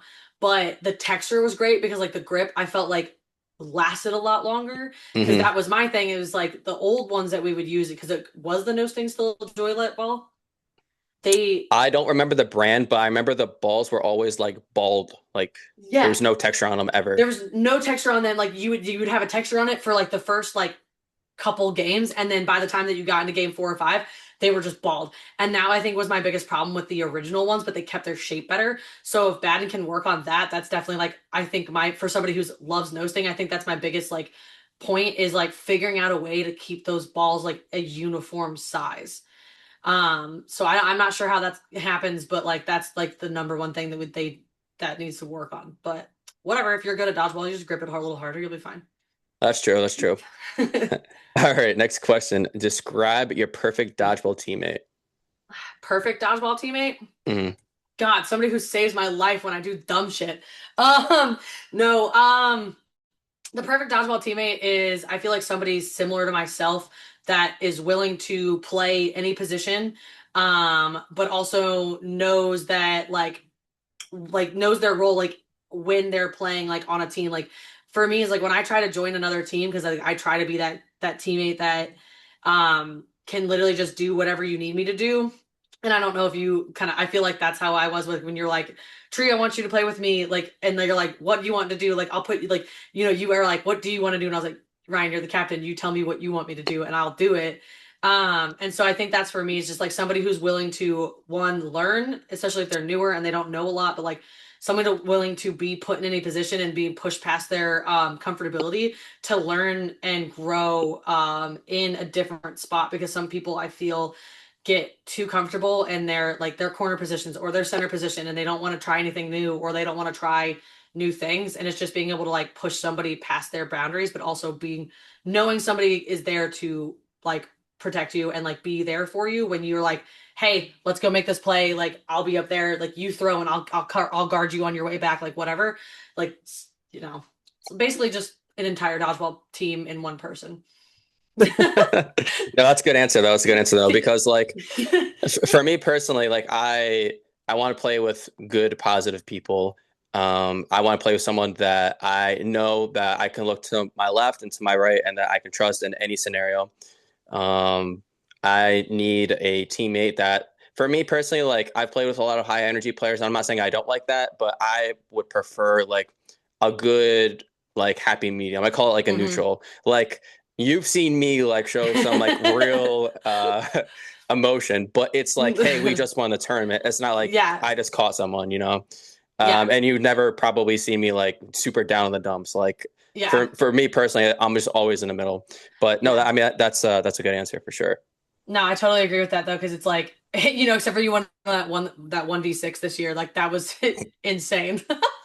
But no, I like that's I feel like the same way. It's like I try to be like, especially being a captain, which is like the hardest thing ever, is like you have to like control, and I know you know this, like you have to be the positive person. So you can't let yourself get like in a bad mood about it. And I've definitely like one of those people that when I get in a mood, I'm just like, I need a minute, I need a reset, and we'll be good to go, you Hmm. know? Yeah, I can definitely relate to that. I mean, especially like this year with some of our semi-pro, man, I have to be careful how I word this. Some of our semi-pro tournaments this past season, it's not the results that we were looking for. Like there was like one tournament where we missed the playoffs, and I felt like for a lot of it, like even going back and looking at the standings, like I think we led the entire league in ties, and we lost a bunch of series by one game. So I was more so frustrated with, I'm like, hey, it's literally right there. It's just like Hmm. the one or two mistakes that we're making per series. Like I would almost rather just be like, hey, we're just getting demolished, Yeah, because at that point I'm like, all right, you know what, like maybe it's something that, not that I'm not looking inwards. I'm always looking inwards, but I'm like, maybe right. it's something really on me. But like for me, for this season, it's kind of like, hey, we're so close. Yeah. And I just like I definitely agree, like especially because it was the three of us last year and it was the three of us this year. And I just think that And like not that the whole team, it was just like I feel like just vibes were off in general. Like the semi-pro season was just a little bit, obviously every season is gonna be different, but I feel like just the vibes are a little different than what we experienced last year. And I think that might have fucked with us a little bit. Yeah, I think between that and like the players that we were, bringing in for every tournament. So like we had Cole a few rounds, we had Angel for a round, we picked up Derek like in the middle of the season. So it was really just trying to work all these players and where they, fit in and don't fit in. And kind of like Yeah. what you mentioned like 5 minutes ago, where you were like, when we first started playing together, I feel like I kind of, I feel like I kind of interview people, but I'm like, hey, I want to know like where you feel comfortable, where you want to play, where you don't want to play. Like I want your strengths to show, and I don't want the other team to like see your weaknesses, and I Hmm. want to play to that. But Yeah. yeah, No, absolutely. And like that's the hardest thing, especially with semi-pro this year. I feel like there was a lot of changing because it was also bigger. Like it was like more people wanted to play and there was a lot more players to choose from. But I also feel like there was a lot more players missing like multiple rounds. Like I missed two rounds this season and I felt terrible. I missed one last year and I felt like a bag of garbage. And so for me to miss two, I was like, this sucks. Like, and I was like, maybe it's my fault that the vibes were off like the whole season. Like, and it's just like one of those things where it's like everybody thinks that they're the reason why, but like it's just like it's a collective. yeah, it's not just one or two people. I mean, don't get me wrong. Like you're only as strong as the weakest chain. So Yeah. that one person can really bring, the whole team down. But I think it was just collectively like, it just wasn't our season, and that's fine. Yeah. I'm ready for next year. Yeah, hell yeah. All right, next question. What was the path to your current team you play on? Oh God, that's a journey. So when I started playing on the East Coast in 2019, I was picked up on Precision's women's team as a sub player for Kim Meadows when she was out on injury reserve, well, injury medical leave, I guess I should say. And so they picked me up for round two, and then ended up being there like, hey, we're gonna if you want to come back, we'll keep you for the rest of the year. And I ended up playing nationals with them. So then there was some, like always, shocker, drama. And there was drama post nationals with a few members and then other people trying to force their way onto the team. And like half of the team slash the captains were like, we're not about that. You're not about to, the men were trying to tell us who to put on our team. Because even though we were under the Precision umbrella, they were like, you're gonna have these women on your team next year. And we're like, oh, that's how you're going to run it? We're like, peace. So in early 2020, we had started a new team. We were like, all right, so all of us who want to still play together, let's start a new team. We're going to be Illusion. That we picked a team name. We ordered jerseys, I think. And then, yeah, we did order jerseys because we were about to go to the first round. And then COVID happened and they were like, yeah, everything's shut down and dodgeball is done for the year. And so that's where that ended. Well, then fast forward to when dodgeball started happening again, and we did those Spooky Nook tournaments that Kyle Roth was putting on, Hmm. and like because there wasn't enough women to bring full teams, it was just Sandy, Sam Girardi, and myself, and we would like we're playing like as Illusion, and we would just wear our jerseys together because like we're like we might as well get used to these jerseys because who knows if we'll actually be a team. And then at the end of that season, they were like, USAD's coming back. And Sam was our captain. But then she was like, hey guys, surprise, I'm pregnant. So she's like, I'm taking the year off. And I was like, well, that's good. And I was like, well, I'm so happy for you, but that sucks for us because Sandy and I were like, oh God, why? What are we gonna do now? Because it was just the three of us, and now we're down to two. So then, that's when I started recruiting people. I had met Emily Kudron at FDC in Dallas in 2021, in that 2021 season, and so I had been talking to her, and she's like, "Oh yeah, I just moved out east. Like, I would love to play with you guys, you know." And I was like, "All right, bet." So then she brought on Brittany Anderson, and that was like, okay, that's our core four. I was like, I got four people. I was like, who else can I bring on? And then it just kind of happened where I was like putting feelers out to people I knew. I brought on Natalie Waller, Alexa Warnock, yeah. And then that's when I halfway through the season is when I met, or not really met, but like remembered that Sally was in the Cleveland area, and I was like, oh my God, I could bring Sally to this round because I'd also kidnapped Rennie at that point and was starting to bring her to tournaments. And then that's when I also picked up Sierra Ortiz because, right? That's how you say her. That's her last name, right? Hmm. Okay. I was like, wait a minute, I just had a brain fart. I was like, wait. And so that's when I brought on all of these people, and I just kind of like freaking forced us to be a team because I was like, I don't know what I'm going to do this year without these people. And it ended up being an incredible season. We had so much fun. And then, it just kind of evolved from there. We've added people, we've lost people, but like and then I just kind of got forced into being a captain because Sandy was like, I'm too busy for that shit. And I was like, all right, cool. I was like, I'm just a bartender. I'll do it. Like, you know, and here we are. Hell yeah. I love it. So it took 5 years to where you guys or to where you're at right now. Yeah. Yeah. Absolutely. That's a cool story. There's some females out in Connecticut that are trying to make their way on teams, and I'm trying to, help them out and also explain to them at the same time, like the team that you're probably going to play on is not going to be like your forever home, Mm-hmm. and you kind of have to work your way up. Like a perfect example is like Ashley Elder, where she played a few tournaments with a few different teams, and now she's on Flex, and they're Yeah. awesome. Yeah. And like Audrey Weber, she is on Kunoichi.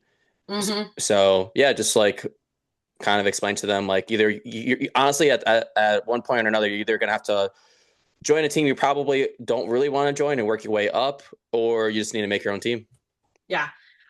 Making your own team is hard, and like feeling like you're actually accomplished things, or it's even harder, especially when you're the captain. And I know you know this from experience. Like being a captain on the team is like probably like one of the hardest things that you'll ever have to do because like unless you're in a leadership role and like truly have to manage a whole team of people, like managing a dodgeball team is rough because it's one, even though we're all adults, everybody's got their own egos to handle, and like you have to manage everybody's emotions and your own, and then also be that person that like everybody can go to when you have issues, like internal issues, and like people not getting along with people on the team, and then being like, I don't want to play with her anymore, like blah blah blah, and like it sucks, but it's like I already know I have a secure spot. Like that's the one thing is like I know where I'm playing next year. It's like I don't know if everybody else is, but um so yeah, working up, and like the only reason why I have what I have is because I ended up being the captain. Is like otherwise who knows what I've been doing right now. I could have been on another team. Like I could have moved, from team to team to team because it's like I was trying to find my home.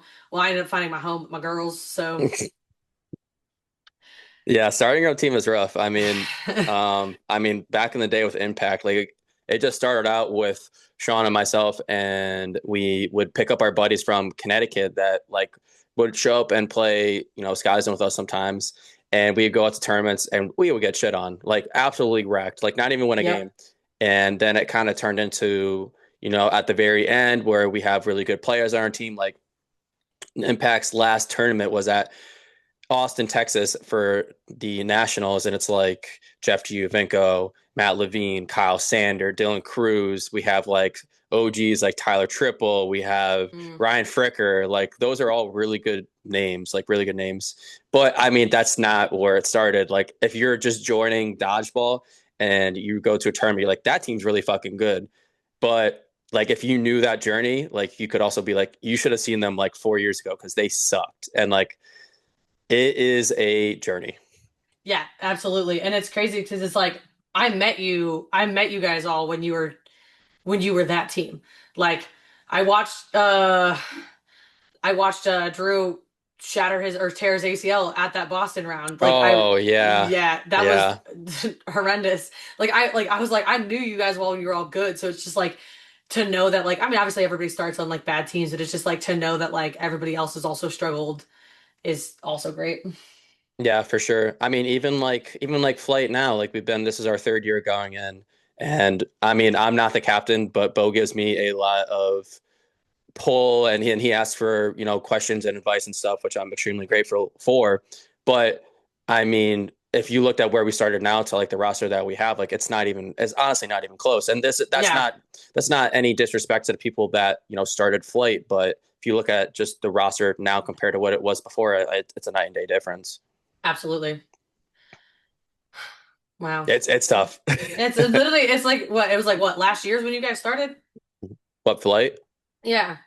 No, we started in 2022, 2020, Really? 2023, yeah. Because so what happened was after COVID, during COVID, I obviously wasn't playing, and then I didn't play for a little bit after COVID. And I joined Illusion, and I played 1 year with Illusion. So like I played with like Giancarlo, Our Kevin men's team, yeah. Stannis, Derek, Joe, yeah. So I played with them for a year, and then um, I was reaching out to teams, and teams were like, okay, cool, but like, are you actually going to play? Because we know that you haven't played in like a year and a half. So I was like, all right, that's why I Valid. started playing with Illusion, but I worked Yeah. my way up to Flight. And again, no disrespect to the people on Illusion, but yeah, just to kind of share my story, I guess, of like, Yeah. you're just not going to join your forever team for your first Yeah. team. I always forget when you say that. Like, yeah, I always forget that you played for the men's team on like the Illusion men's team, and I always think that's so funny because it's like it's you. You know what I mean? Like, I was like Ryan didn't play with them. Like, what do you mean? Yeah, I mean, I was a much different player back then, but yeah, Yeah. I mean, and like I'll kind of share this too. There were some teams that I reached out to that I thought that I would definitely, get taken on, and I was told no, honestly. So Wow. that's where I'm like, all right, I'm just gonna take dodgeball more serious. I'm gonna start recording more. I'm gonna put more shit out there, and um, yeah, Yeah. extra added motivation. Hell yeah. All right, next question. Can you talk about semi-pro and your semi-pro experience? Absolutely. Last year I absolutely loved it. I had just moved out to Baltimore in January last year. And then I don't remember what we were doing, but it was me, you, and Sean. And I don't know if Giancarlo was there, but like you were just like, "Hey, you're gonna play on this team with us. You want to do this?" Oh, Like, nope, nope, that's not what happened. That's not what happened. This was at yeah. Pitman, New Jersey. I was helping you guys. Well, I don't think you were on USA Dodgeball yet. I was helping USA Dodgeball, like set everything up, put everything back in the cars and everything. And then I was bombarded, and you guys were like, "Hey, do you want to play on our semi-pro team?" I'm like, "All right, I guess." And like, "Okay, also you're the captain." I'm like, "Okay, I guess." And that's not how I recall that. I was also just I was volunteering then, but yes, that was not how that happened. I just remember being like, "Hey, let's do this," and I was like, "They're like it's once a month," and I'm like, "All right, I can make that work because I ain't doing anything." Plus, there wasn't as many like tournaments to go to. Like I feel like this past year and next year it's just like there's a tournament every single weekend. Hmm. But yeah, so anyway, joined your guys' team. The fact that we picked up Giancarlo in the first round was absolutely insane. Like, I don't understand how we ended up with him on our team, First but pick, baby. like, it was top notch. I don't know. I just loved it because it's like one, I didn't know a lot of the New York and like, Connecticut people, and like, it was just a really fun dynamic, and just being able to play with, top tier people like, Dylan Cruz and stuff, and being able to play against all these New Yorkers, but just to have fun and a little 1 day tournament that was easy. And then we all got to hang out afterwards. I just loved it because it was just a good vibe all around. And then the fact that like every time that they won, like they did like a new little celebration. Obviously, because we got to do a lot of them, I was like, this is really fun. But like being able to do that and just being like, it was like a whole vibe because like I've never got to play with you guys before, and I just thought that this was like it was just a really fun environment. This year, obviously, we talked about it quite a bit earlier, but like obviously the vibe was a little different. There's a lot more teams, and well, not a lot more teams, but a lot more people, like higher level people who came out to play, which totally fine. We wanted it to be a high level competition, but I definitely think it changed some of the vibes a little bit, especially with some people literally being banned for it for a while. Like, I just think that the vibes are a little different. Not that I didn't have a good time, because I always have a good time. Um, Especially because you know us, we have a full bar with us at all times. Also, the fun fact is like I realized that like at the last tournament that they sell alcohol in the venue. Oh, Tree, we've played there. We've played there like probably For you okay. 2 years now. I've probably played like 16 tournaments there. You've probably played like at least 10 or 11, and you just found that out. Uh-huh. I never went. I never. You know what? You know how I found it out though is because I went to go buy a slushie for the first. I literally have never bought anything from the concessions, but we got out early in the playoffs, and I was like, "Well, I'm gonna be here for another hour because Rennie was still playing." So I was like, "I want to go get a slushie," and I ended up buying. I don't remember who it was because I told them I would buy them a slushie if they would ref for me because I was just done. I was over it, and I went and bought a slushie. And I'm standing there and I'm like, I was like, wait a minute, are those real? I was like, those real alcohol? And she's like, yeah. And I was like, wait, how long have you guys have sold this? She's like, as long as I've worked here. And I was like, no. Is that Twisted Tea staring me right in the face right now from the top Yes, shelf? literally. But you know what? My full bar in my cooler backpack is much cheaper than their, $5 Twisted Tea drinks. Mm-hmm. Mm-hmm. Okay? Listen, that liquor store was 2 minutes down the road. Yep. Yep. That's very fair. But yeah, to your point too, with the first year to the second year, so there is more people. We started at six, and then we did the expansion team last, I guess, 2 seasons ago. Hmm. Now 2-7, and then this past season there was eight. So I think next season they're looking for more, maybe nine or so. And then they can, move the games to the back so everyone can start complaining about wall ball. But yeah, I mean, there was really good players there. So for like the men, it was like Quan, Dylan, Taylor, Zach Yeah. Fernald. I'm definitely going to be missing players. There was like Nikki, Andrew Kim, and then for like D- the dude, Dylan yeah, Cruz. I was like, you're missing Dylan and Bo. yeah, Bo, I was like, you're missing Bo, all the. Duh. I was yeah, like, who else are you missing? I was like, and you're like Giancarlo. Like, well, Giancarlo was barely around this year. Um, RIP. And I was like, who else are we missing? but Yeah, but like, that's for the guys, and then for the girls, I yeah, mean, like Ashley Elder was playing, like you're there. Rennie was playing this season. I know she played like towards the end of last year, but yeah, like Sarah Wood, Katie Foreman was playing. Like, I mean, the talent from last season to season before that, it was like a night and day difference. yeah, yeah. And it's like, and I also liked playing with all the New Yorkers last year because it's like it also gave experience to a lot of the rec league like LI Kick dodgeball players that Giancarlo was trying to get into the travel league and like also like taking them on their Long Island teams to like USAD events and like I think having all of us people who did travel come there talk about it, get them more excited about it, more and more of them started showing up to tournaments and then just being able to I feel bad because not as many of them were able to get onto teams this year because everybody's like obviously want to pick the best talent available. But it's still nice to see all of them still come out and be like, I want to get better. Like Brenda, I can't remember her last name, but Brenda is such a Gonzalez. yes, she's such a sweetheart. And like she came to a dodgeball, like she came to a couple USA rounds, but I talked to her at the BDL tournament this year and I was like, girl, like from last year to this year, I was like, you're absolutely killing it. And I'm so impressed with like how much more confident you are in yourself. And I think with them being able to play against a bunch of us, I think that really helped also like spark their ability to like their like want and need to play with us and get better and want to go travel more and do all this stuff, which is huge. I mean, as well as that, I feel like yeah, we didn't win honestly any tournaments for the This semi-pro for this year. We were close a few times, but we didn't win. But I feel like as players, we've all gotten a lot better. Mhm. And like just for me personally, like let's say like 2 years ago, like when we were playing puppy pounds, like okay, Dylan's on another team, like that's the main guy. But then you Yeah, look at these other teams, you're like, okay, cool, like they have good players, but like you're not like, holy shit, they have that player. yeah, absolutely. Hmm. Yeah, having all those top tier players, it's like every team had a top tier or two top tier players, men and women. And it was just like, shit, we got to get them out and then we got to get them out. And then they get caught back in because somebody makes a dumb throw. And it's just like, fuck, we just spent all that time getting them out. And now, which is obviously, that, I mean, that's dodgeball and that's what makes it so much fun. So, Yeah, yeah. All right. Next question. What are some things you like about semi-pro, and what are some things that you would like to see them change for next year? um, I love the format of it. I love that it like not that I watch enough sports to understand how the draft works, but the way that the way that the three of you, yeah, it being you, Giancarlo, and Sean, explained it to me because they had to dumb it down. They're like it's like basketball. This is how the basketball draft works, and then it's like you start a franchise and then you draft players.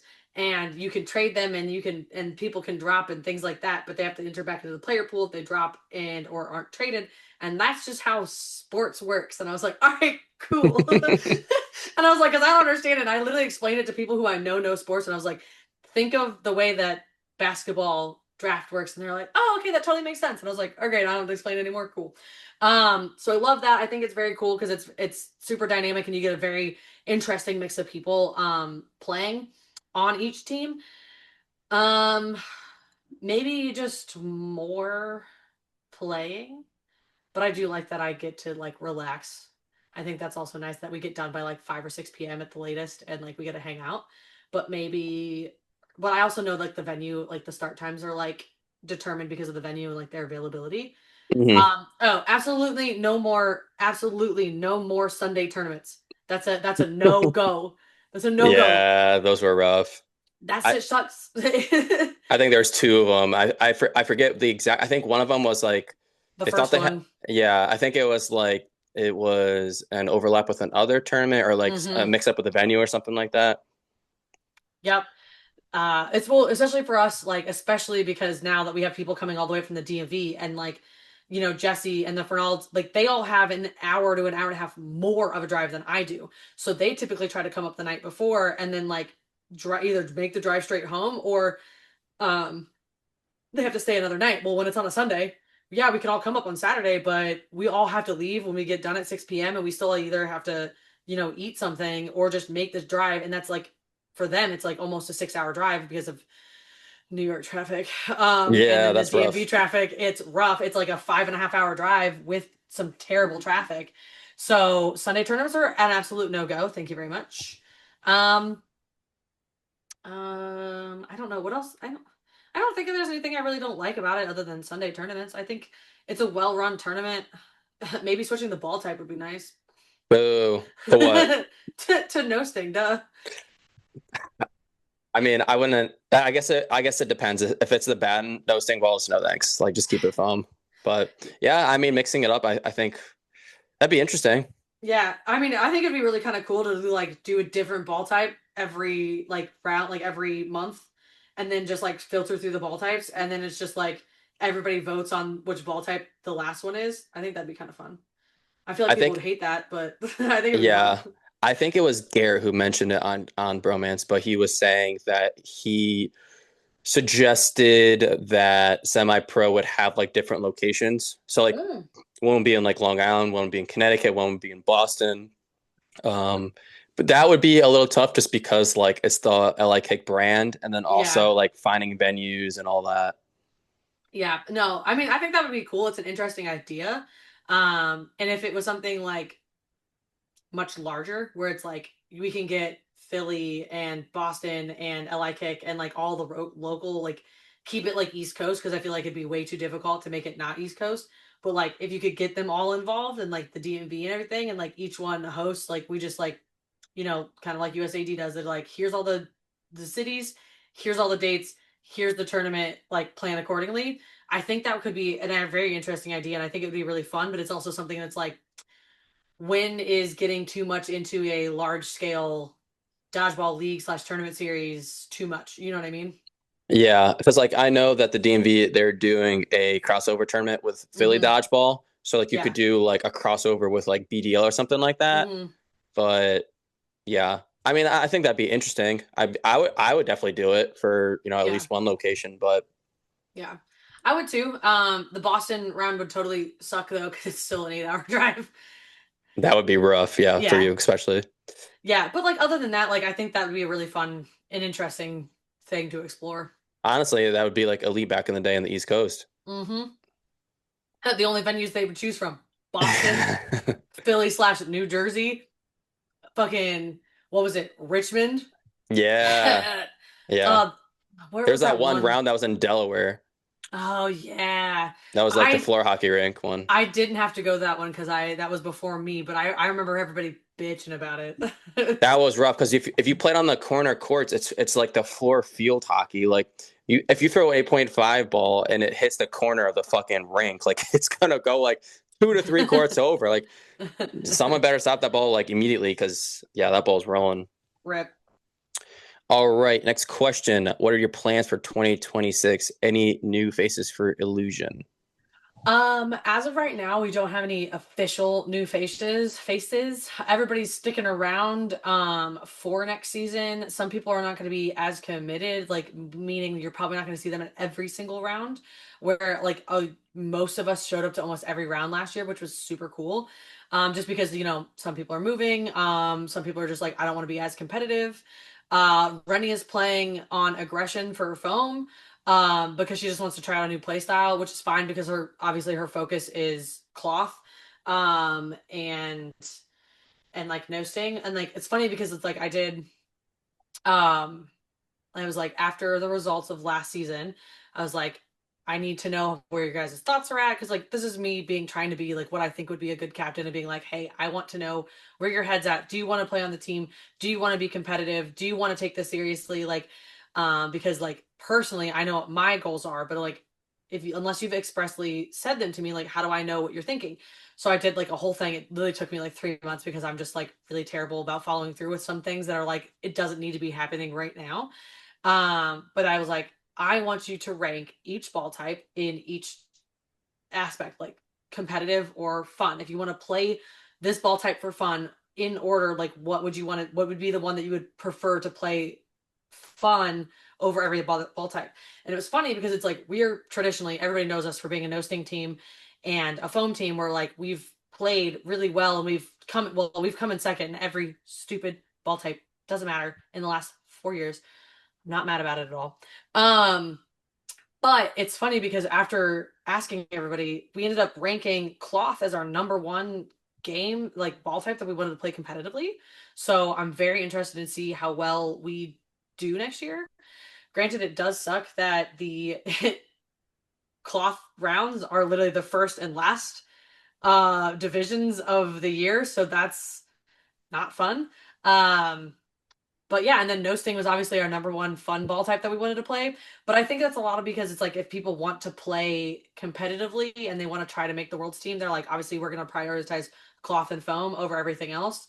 So that was very interesting. So right now, no official new faces. We are picking up a Long Islander for the Tucson round for cloth because we didn't because we just needed a we needed another sub, and so we picked up Megan Cleary, which is super fun. Oh, nice. Yeah, I'm very excited to play with her. So I'm really excited to see. I've never actually got to see her play cloth, if I'm not mistaken. So I'm very excited to see her play cloth with us, and I think she'd fit with the team very well. Cool. Hell yeah. Yeah. But yeah, that's the Illusions plans for 2026. We're gonna go to as many divisions as we can and kick some ass. Is there a tour date that you're really looking forward to? Like it could be, the ball type, or it could be like the location, like Salt Lake City or something like that.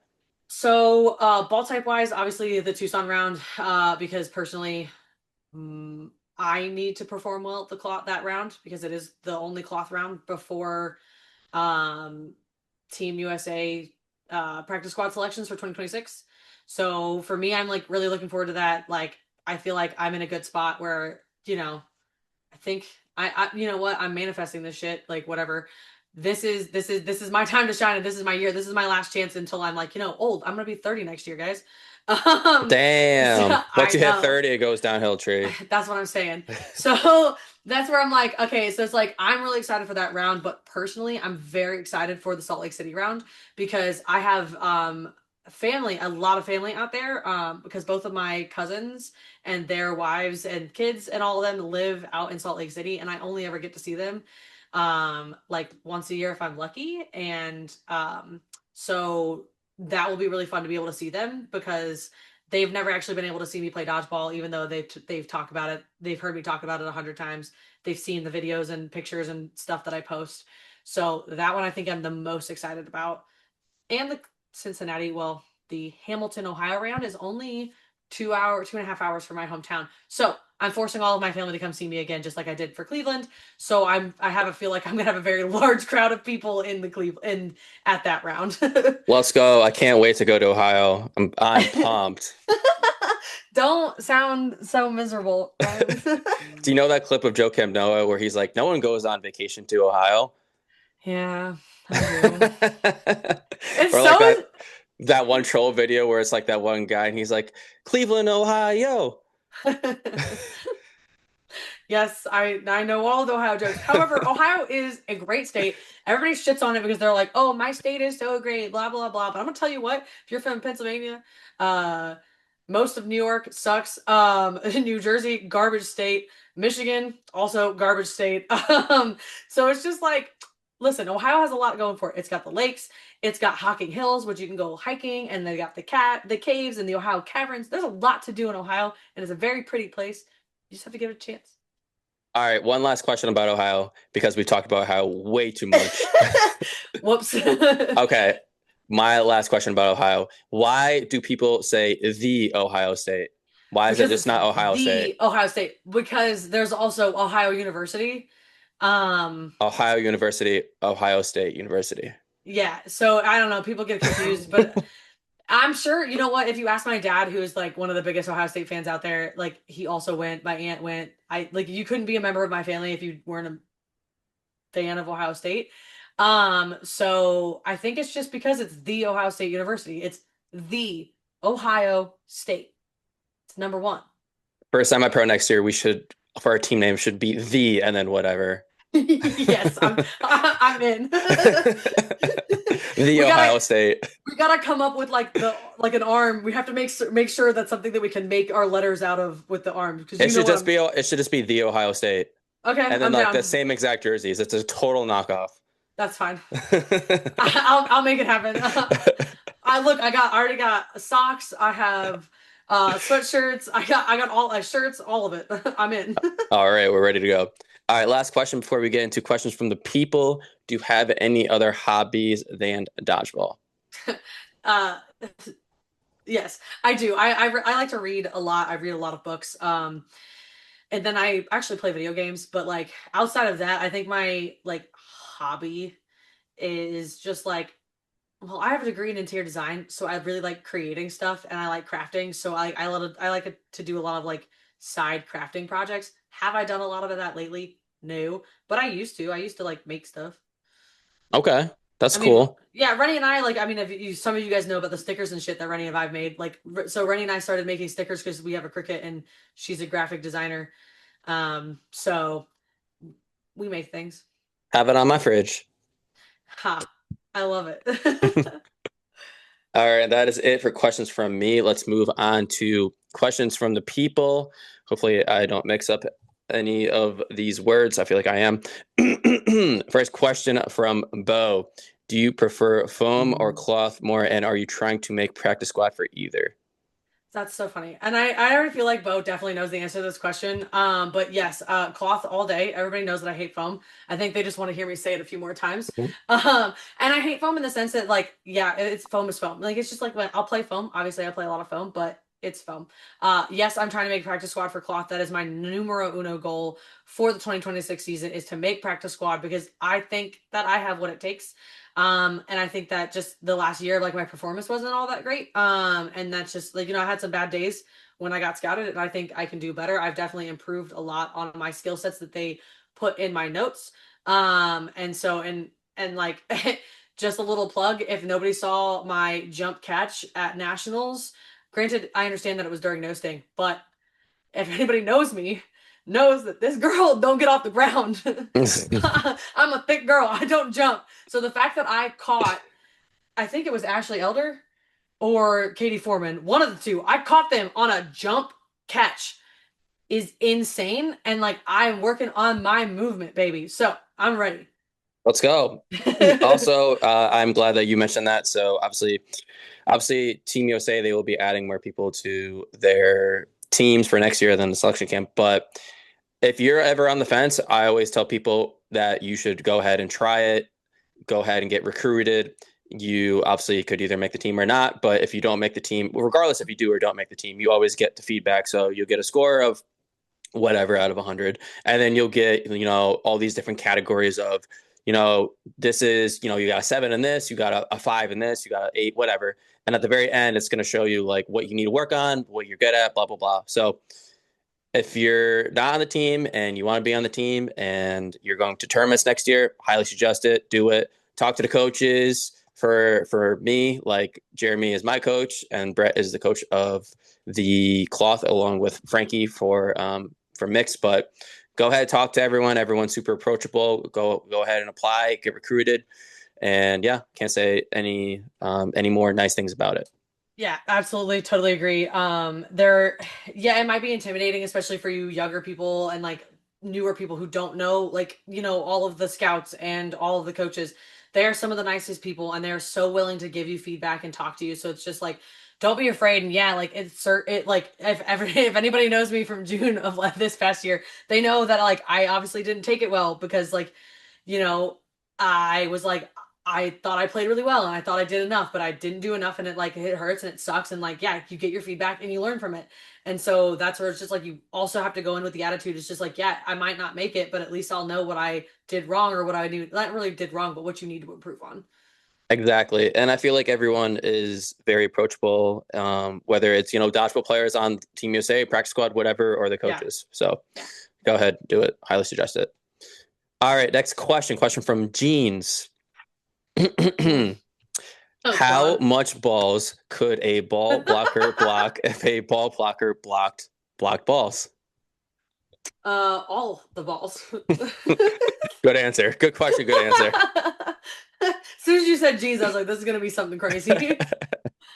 All right, next question. Question from Kayla Jefferson. Kayla asks, "What made you start playing dodgeball in college?" Um, Literally Campus Fest and getting verbally assaulted by a future teammate, and then being like, Ohio State sucks, and come play dodgeball. And like that is what it is. Like I and going to the practice, like obviously, and like we heard that whole story of me being obliterated, but just like taking the risk. And I think that's like a huge thing is just take the risk. Just do it. Love it. All right, next question. Question from Sam Hutter. Sam asks, "What's the best advice you received in your tenure?" Oh God. You know what's funny? It's probably the advice that I received from her. Outside of like, the normal like especially when you're starting out at dodgeball, like all the advice that your teammates give you on how to play and like how to throw and how to catch. Because I could talk about all of the like advice from people that like most people have never even heard of, but they were some of my favorite individuals. But like Sam, especially with being a woman, and I think this is why it's like the most important advice that I've ever that stuck with me was when I was like, Sam, how the hell did you start a whole team by yourself? I mean, I think she had help, but like it was just like it was her baby. And like how did you take that, especially knowing like her history with her past team and just knowing like all the shit that she's taken as being a woman who is an absolute badass on the court. And she was like, just don't ever let a man tell you what you can and cannot do. And then and that's I mean that's real life advice, but like for dodgeball too, it's just like how many women do you know who can throw harder than half the men on Team USA? I could name like four right off the bat. Like, you know, and it's just like one of those things. It's like, don't ever be intimidated. Like, basically, what you're saying is like, don't ever be intimidated by a man standing across from you, thinking that he's going to be better than you because he can throw harder, especially in college dodgeball where like every man throws harder than you. So therefore they're considered better than you. But I cannot tell you the number of times that a man walked off the court because me and one of my female teammates or Sam or any of the other like and Rebecca and like any of the women that I played dodgeball against in college caught one of the hardest throwers in the league point blank because women get underestimated. Mhm. So just never being afraid of a guy or anyone who intimidates you because you think that they're better than you. Because 9 times out of 10, they're going to make a mistake one time and you're going to get them out. It's good advice. Yeah. It's kind of like disheartening to hear like stuff like that. I don't know if just because I've been so I don't know, like blinded by it, I guess. Like I feel like I'm not that type of person, but I don't really see like that, like, guys talking down to, females like that. Because if that happened on my team, like that's not fucking happening. But it's like disheartening to hear like you and like Sam Sayward on the last pod, talk about it. Yeah, and it is, and it's like for somebody like you who like, and I'm not saying that like you're naive to it, but I also think that you're one of those men, who are just more open and like able to be. You're just like a better person. You're like you never thought of us as weak. You've never thought of us as like somebody who's lesser than like when in terms to being like your ability to play sports and like be good at dodgeball. I mean, it is what it is, especially in like college. It happens all the time. Like, I can't tell you the number of women that if you interview, not even half, probably 2/3 or like, even 4/5 of the women that played in CDA, 9 times out of 10, they're all gonna have the same story that like they've all experienced the misogyny and like the egos of the men who were on their teams. Like for especially for women like Sam, who were like one of one of like two women on her team for the entire tenure of their dodgeball career in college. Same thing with Rebecca. Rebecca was the one of the only women on her dodgeball team. If no, I'm pretty sure I don't remember any other woman coming from Michigan State dodgeball until they started the women's league and she brought in new players. And like every single one of them are like men have talked down to them, like told them that they're not good. They don't like I there was literally a team in, and I'm not gonna, everybody knows it, if they know what I'm talking about, they know. But there was a team that would bring women to nationals for the women's match, and they would participate in the women's match, but they've literally never played a single minute on a NCDA court in an actual NCDA game. Hmm. They never let their women play on the, like, they don't consider them as equal participants. And Oh. like, so it's like, it's one of those things where it's like every team, every woman is like, almost every woman has experienced it. I joined a team that one had a lot of great advocates. Yeah, I still experienced it because there was a couple teams, a couple guys on our team who were just like dicks and like gross. And like, they only were there because they only cared that the women were on the team so they could try and sleep with them. Like, it is what it is. Everybody's experienced it, but like, it's just, I got really lucky with my team and them being like, you want to put the effort in. They actually took the time to teach me and all the girls who joined at the same time. Like, yeah, I'm the only one who stuck with it, but like, they actually care. They actually made us feel like part of the team. They let us play. They let us participate. They put us on the, we were on their starting roster. Like, that is crazy. So it's just like, yeah, it sucks because every woman, I mean, it's very rare that you're ever going to hear a woman say that like they haven't experienced some type of like, you know, misogyny while playing dodgeball or Hmm. any sport, but like dodgeball specific because it's such a co-ed sport. Yeah. Yeah. It's just sad to hear, but I mean, at the end of the day, like it's 1 through 6 on the core, everyone's equal, and Yeah, um, yeah, I mean, everyone brings something to the table. exactly. All right, next question. Tenny asks, "Tree is the best!" A bunch of exclamation points. My Love you, question: Penny. Can you think of a time slash tournament slash match slash practice slash etc. period where you learned a valuable lesson or skill? What is it, and how have you incorporated that into your current gameplay? Oh God. I mean, there's so many. Um, oh God, practice tournament. One valuable lesson One valuable lesson. that you still incorporate today. Shit. I think it was probably back when I started playing in Elite and trying to get comfortable with like the soft boundaries. Or hard boundaries and not having soft boundaries. But like, I know this is like kind of stupid, but it's like one of those things where it's like, how many times have we had to yell at a teammate because we stepped out of bounds because we weren't paying attention where we were on the court? So it's like somebody told me, they're like, pick a line, like, because there's always so many lines on the court, is find a line that's like a foot or even like a 2 foot marker where it's like you're backing up, you see that 2 foot marker, to slow the fuck down. And then it's like you stop in that 1 foot marker because like that was my hardest thing to learn, was to stay in bounds. So that's something I definitely think about every single day, every time I'm on the court and I'm trying to stick with my boundaries, is find a marker on the court where you're like, shit, I need to stop, without your teammates being like, yo, you're on the line. Like, you Yeah, know. no, that's good. I remember when I first started playing, we would always jump out of bounds. And I'm like, hey, I don't care that we could step one more for like back. Let's be 1 foot in front. If you feel like you're gonna Hmm. jump back, and like how I currently play, so like I like to run a lot of ways. I like to like be in your face when I play. So I always try to see where the refs are in the center of the court. If they're like always standing in the center of the court, the awesome. I'm using you as my reference point. Some refs will put like, I don't know, like the whistle could be at like the center point or like their water bottle or something. And Hmm. then while I'm playing, like in Minnesota, I asked some of the flight members. I'm like, hey, I need both of you to be on like either side of the line behind me. It was like I think it was like me on whatever, but I'm like I'm using you guys as my reference points now because I don't know if you remember in Minnesota, some of the courts were turned I was vertical, there. some were horizontal. It was a nightmare. They did what they had to do, but a lot of the courts were like different ways. I think the tape was like lime green, so Oh no. yeah, it was a little tough, but yeah, boundaries. Yes, boundaries and having that point of reference is huge, especially in like, important matches like the championship matches, you need to like if you step out and you lose the point because of that, you know that it was your fault. Like Hmm. nobody can tell you anything different. So it's like find your reference. Yep. All right. Next question. Question from Mackenzie Wilson. Yeah, yeah, yeah, yeah, yeah, yeah, yeah. Tree. All caps. Tell me how the fuck you got into dodgeball because I have not a clue. Did you start in your home states?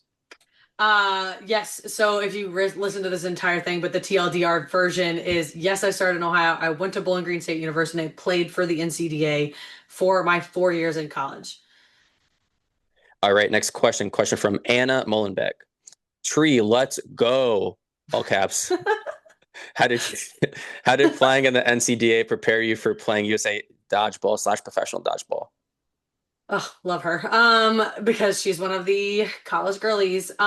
So definitely the intensity and like the longevity of playing like a NCDA like college match is you're playing for 25 minutes with a max of a 5 minutes in between. But I've literally played like a game where we started late and you get 1 minute break. You get a 1 minute break between your halves, and playing for a full hour at a time is rough.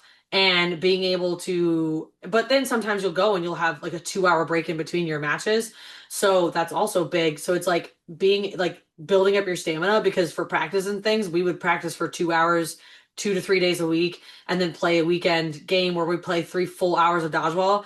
And like just having the stamina to run up and down a full size basketball court is huge. So when I transitioned into NCDA, like from NCDA to USAD, I felt like I could run. Like when I was in the middle of a tournament, everybody was like, all these people who only play small court, they were like, oh, they're getting tired. It's the middle of the, division. And I was like, dude, I was like, we're halfway through this division already. Like I thought, I was like, I thought we still had like, a couple hours left. I think that just like the stamina and everything was like huge. Um, but yeah, I think that was just like, and the competitiveness because it's just being like the higher level, the more competitive. Because like the guys at the top of like the teams at the top of the tier in NCDA are very intense teams, and so it's just like playing against a lot of higher level players there. Coming in here and playing against high level players, it was just like it didn't really phase me as much. I was like, okay, this team is good, no mistakes, things like that. Mm-hmm. All right, next question. I got a few from Sam Sayward. Oh, Tree's nice. always the first to volunteer to help and does an amazing job. Where does your work ethic come from? Oh, that's easy to say. My dad. Even my mom too, but definitely my dad. Like my dad's favorite saying is, "I work 8 days a week and it's still not enough." Uh, yeah, my dad is one of those people that he doesn't know what a holiday or a vacation really entails. Like I guarantee when I go home next weekend for Christmas that my dad's gonna dip out at like 1 in the afternoon after Christmas morning, and be like, "I gotta go. I have a cash and carry coming to pick up, doors." He does garage doors, but he's like, "Oh, I gotta go hang this garage door." And I'm like, "That is fucking Christmas." Like, so he's always one of those people that just he doesn't quit. All right, next question. What are your dodgeball goals in 2026? We've covered that basically, but like I said before, TLDR, I want to make Team USA cloth squad for women's, and yeah, that's my number one goal. But casual stuff. Next question. We got a few here from Shadid. First one. What was the most Hold difficult on, challenge? pause. This is something we finally found something you're gonna have to edit. I just rolled over my fucking toe. A few moments later. We're back. Tree Straight may face. have just rolled over her toes. All right, next question. We got a few here from Shadid. First one. What was the most difficult challenge you had to overcome in dodgeball? Um, oh God. Not thinking that I was good enough, honestly, I think was the hardest thing for me is and I know I've said things like this to you, Ryan, when we played against semi-pro, because you're like, hey, like I need you to like fix your attitude because I know you feel like you're not playing well, but you're doing fine. It's like I am probably my biggest, not probably, I am my biggest hater. And sometimes there are those days where like I'm not feeling I'm playing well, or I just feel like I'm just not a great dodgeball player. And I'm like, I'm shit, I'm ass, like I shouldn't be captain. I shouldn't even be trying out for Team USA, like things like that, because it's just like some days I really do feel like, obviously it's like a personal thing. Is like sometimes I just feel like I can't do it, and just overcoming those negative thoughts about myself is definitely big. Yeah, confidence is key. Like I mean, I could compare it to dodgeball. I'll compare this to basketball though. Like playing basketball back in the day, like some days you just shoot and like that hoop is like so fucking big. You're like, bro, I'm not missing. Like I'm just not missing. But then there's other days like you hop on the court and you're like, I'm not hitting shit. But like if you have that Yeah, attitude going into it, I mean, it's the same with dodgeball. If you step up to that front line and you go throw a ball, and before you even throw the ball, you're like, I'm not hitting anyone. Like we can't have that attitude. Like you're a good yeah, player. You're on this court for a reason. Like we need you locked in. I need you to be like I want you overly confident, honestly. yeah, Because I yeah, could reel you back. But yeah. if you're not confident, I'm gonna be like in your ear, like, let's go, let's go. Yeah, absolutely. Confidence is Um, key. And then you talked about, like you mentioned Brenda earlier in the pod. Like, I think the one thing with Brenda that I've noticed the most because she played in the Secret Santa tournament this past tournament and then the one before that. But the one before that, I picked up a lot that it seemed like she knew the plays to make, but she didn't have the confidence to do it. And I think this year she knows the plays that she needs to make, and she also has the confidence to do it. And Mhm. I think that has just opened everything up for her, honestly. Yeah. I'd love to see growth in new players like that. And it's just like I always hope that it's like one day like like especially with like seeing my kid, like aka Rennie, everybody knows who my kid is. But like just seeing like where she came from in like the NCDA and like me kidnapping her to like seeing her confidence grow and like seeing her make an absolute insane clutch flight catch at the championships last month was insane, and just being able to know that like secretly I know I had a little bit of hand in that because she wouldn't be in USAD the way that she is now without me. And it's just knowing that like people thrive just because somebody gave them one compliment one time, just, is huge. Mm-hmm. So compliment your friends. If you see them doing something good, if you take anything else from this, literally tell people when you think that they're doing good, because maybe that's the one thing that they needed to hear. Yeah. Also, let's be good people here. Like, you never know. You can give someone one compliment. Like, bro, I'm a truck driver. I go to like fucking the gas station to get like a coffee or whatever. Like, I could like say hi to someone or like one nice compliment, and they could be having the worst day ever. And that low key could have made their day, or like just holding the door open for someone. Like, I Yeah. think that goes a long way. But like, yeah, compliment your friends when they play dodgeball because you might not think that, but like they honestly might need it. You never know. Yeah. Absolutely. All right, next question. Again from Shadid. What was the learning curve for you when you went from playing NCDA to USA Dodgeball? Easy peasy. Stop boundaries. Hardest thing I ever had to learn in my life. How to stay in bounds. Next question. What's one thing that you want to do before you retire? Go to Worlds. I want to go to Worlds and play on the Worlds because I've been to Worlds. I went to Worlds in Canada, just to watch. But I want to play on Team USA. Like I don't care if I'm 50 years old and I finally make the team. I think I'd be the happiest 50-year-old on the planet. You know? That's a good goal, and I like that you've said that because I feel like a lot of people their answer is like, I want to be on Team USA, but it's never like I want to be on Team USA and play or like I just want to make that practice squad. Like one thing for me is that when I like applied for Team USA last year, I was like, hey, I'm not just applying to be like, cool, I'm gonna apply and then make the team and then like never actually go. Like, I'm like, if I'm committing to like even applying to this, I'm Mhm. fucking going. Like, Yeah, the circumstances this year are a little different, but yeah, like, I think that's a good answer though. absolutely. I mean that's the whole point. It's like yeah, like I'd love to have had the chance to go to the championships, but like this past Thanksgiving, but like I want to go to the worlds because like right now that is like the Olympics don't exist for us. So that is the Olympics of dodgeball, is the Hmm. world championships. Like I don't care, and I know like plenty of people will shit on it, like they're like, oh, that's not real dodgeball, like foam, cloth, whatever. But it's like I don't care because like that is what, if you want to be the top of the top, like if you want to be the best of the best, that is how you get there. It's you play at the world level at the championships. You go and you play with all the other teams in the world. Yeah, top of the top. Yep. All right. And the very last question, also from Shadid. What's the one thing you learned about yourself while playing dodgeball? Oh God. Um Shit, I just thrive on people. I already knew that, but like I really realized it, especially during COVID and the lack of being able to do the one thing in this world that truly takes me out of everything that I grew up with and everything that I was dealing with at the time.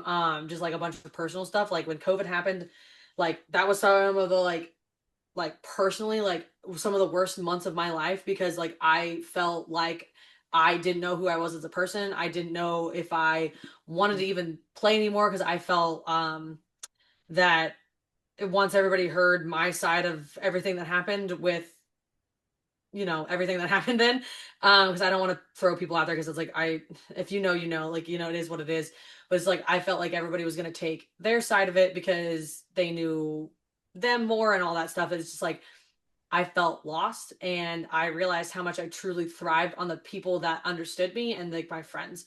And just like, yeah, I have my friends that I grew up with and my best friend, like she doesn't play any dodgeball. She doesn't want anything to do with dodgeball.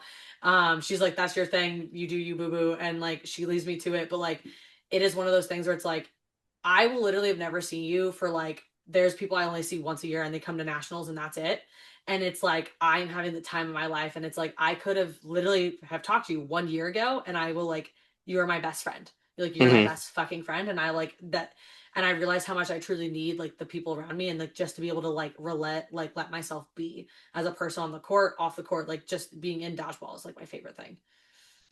Good answer. Yeah, that was a lot of words, I'm sorry.